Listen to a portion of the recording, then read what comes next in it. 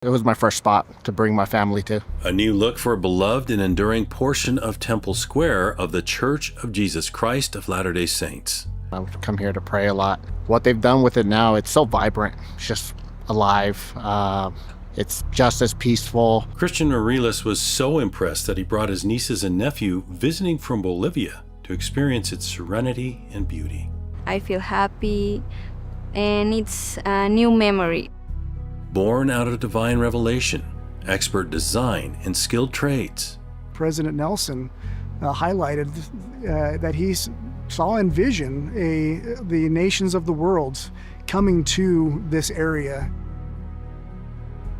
Now fulfillment of that vision, a center of Christianity inclusive of all nations. To come in, have an experience like the prophet envisioned, for them to feel that this is really a sacred place. That's our goal. Flag rotation every 3 months ensures the 91 flagpoles fly all nations of the world, welcome all peoples of the world. It brings us that reminder that the Savior is the Savior of the world and that His church is a church for all. The finished look of the church office building Plaza and the adjoining Main Street Plaza.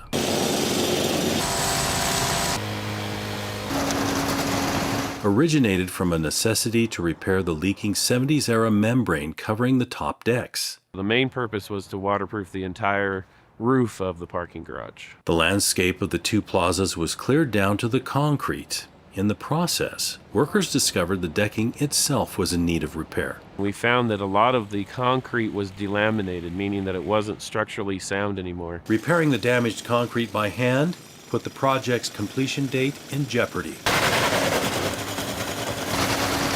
Looking for solutions, Shingleton and his crew came across a video featuring a special tool located halfway around the globe that could get the project back on schedule.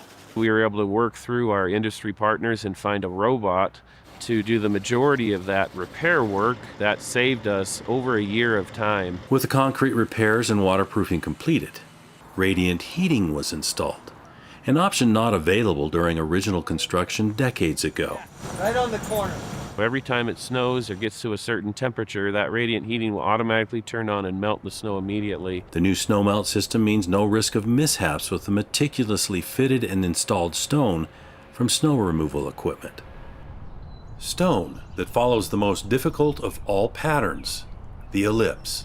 That ellipse is a beautiful feature, and whenever you see one, know that there's a lot of care put into that from any construction group and design team. Constant and precise mathematical equations were checked and rechecked to achieve the required shape and overall aesthetic in stone. There's a total of about 75,000 square feet of pavers in this area and 20 to 30,000 square feet of wall cladding. The shape, placement, and height of each stone was thoughtfully considered with visitors in mind. Almost every border wall around each individual garden is a height that would be comfortable to sit on, similar to what a bench would be. We'll call them contemplative spaces to enjoy the landscape and to have reverent experiences here. Another masonry challenge, finding the perfect monument stone, which turned out to be a single 3-ton piece hewn from the same rock quarry as the granite walls of the Salt Lake Temple. They were able to find a stone that fit the exact dimensions that they wanted. Engraved on the monument stone an apropos prophecy from the Old Testament's book of Isaiah. These huge blocks of geofoam, semi-truckloads full, were crucial to the plaza's transformation, used to displace thousands of tons of dirt in planters and walkways, enabling the need of only a fraction of the amount of soil, sturdy enough to withstand the weight of small maintenance vehicles, but light enough to be able to be built on top of a parking garage. Once construction was complete, President Nelson's vision and the expertise of landscape designers began to take shape. We were able to bring in more trees and utilize trees and other plant material to also improve the experience. One group of trees have a miraculous backstory that took shape during the dark days of COVID.